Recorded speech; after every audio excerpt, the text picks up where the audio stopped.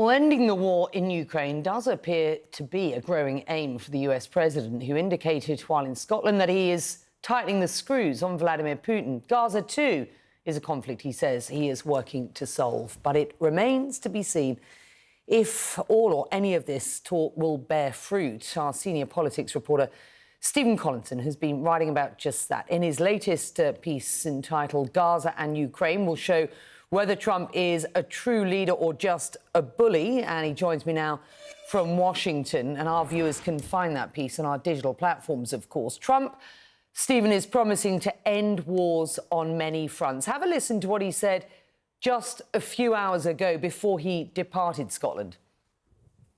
We'll play it very quickly, and then I go back to D.C. and we put out fires all over the world. We did one yesterday. As you know, we stopped a war, but we have stopped about 5 wars. So that's much more important than playing golf. As much as I like it, it's much more important. And he is, as I'm told, still in Scotland, actually, and departs in the next hour. Yet have a listen to what he says, and the reality is very different. Walk us through what we can expect from the US president, to your mind. Yeah, he was talking there about intervening in the conflict between Thailand and Cambodia. And there have been occasions when the president has inserted himself in these conflicts and has appeared to make a little bit of a difference. The clash between India and Pakistan over Kashmir earlier this year was a case in point, although the Indians disputed that Trump really did anything. The problem with these two massive wars in Gaza and Ukraine is that there's been a big gap, I think, between aspiration and action. The administration doesn't seem to know how to use tools and influence to coerce various parties to the table, or is simply unwilling to do so. So while the president says that he's going to now get involved in a big aid mission to Gaza, I think that's reasonable. He's facing increasing international and even domestic pressure to do so. Is he then going to apply his administration to the task of breaking this underlying cause, which is the Israelis' determination to continue bombarding Gaza to try and root out Hamas, and Hamas's own intransigence and willingness to have its people in Gaza, the Palestinian civilians, pay a terrible price for its continued survival? Is there any reason to think that the administration can unlock that underlying cause? Experience so far in the last 6 months doesn't really lead us to believe that it can. Yeah. European Commission President Ursula von der Leyen and the British Prime Minister himself, Keir Starmer, both went up to see Trump at his golf resort in Turnberry in Scotland. He was mixing personal business with diplomatic efforts. They had to make the trip to see him. What did you make of this strategy? Well, I think it's shows us the influence and the power of Trump, at least when it comes to allied leaders who generally genuflect before him because they're worried what he'll do if they don't. The EU trade deal has caused quite a backlash in Europe, and the optics of Ursula von der Leyen going there and offering Trump this deal have proven very politically dangerous for her. We saw Keir Starmer show up as a guest in his own United Kingdom yesterday, and Trump appeared to be the one that was holding all the power. So I think that is a real illustration of the position that Trump is in right now. But is he willing, therefore, to take action and to increase leverage over leaders who are less accommodating to what he wants to do? People like President Vladimir Putin or President Xi Jinping. If you look at Trump's remarks on Ukraine, he says, OK, now I'm going to put more pressure on the Russians. I'm fed up with Putin ignoring me.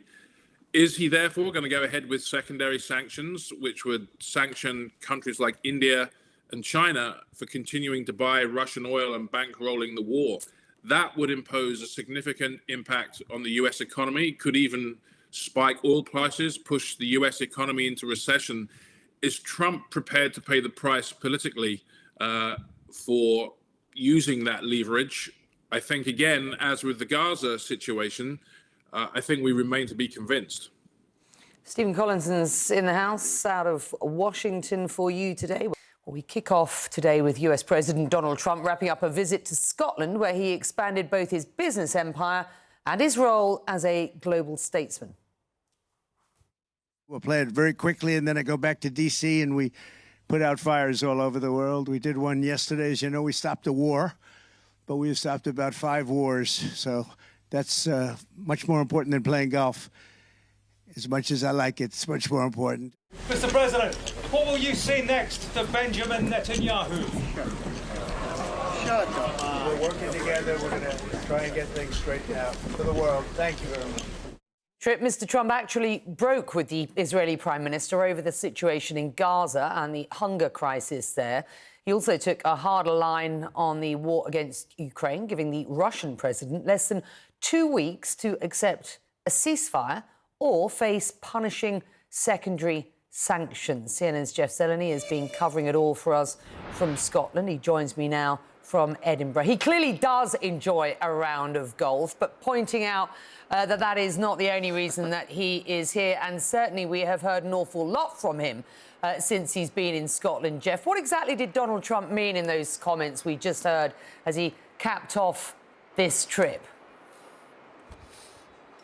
Becky, I think one of the most profound things that happened on the president's trip, aside from golf, yesterday when he broke with Israeli Prime Minister Benjamin Netanyahu by bluntly saying that, yes, those pictures of starvation are real. You can't fake that. That was quite extraordinary. And it's exactly what British Prime Minister Keir Starmer, in going to see President Trump, was hoping for. He was hoping to get him on the same page as much of the world to recognize the atrocities and the deepening crisis there. So even though the images are obvious, the American president really hadn't talked about it in quite those terms. So we will see from a policy matter what actually comes from it. That, of course, is true for everything that happened here. But the relationship between the U.S.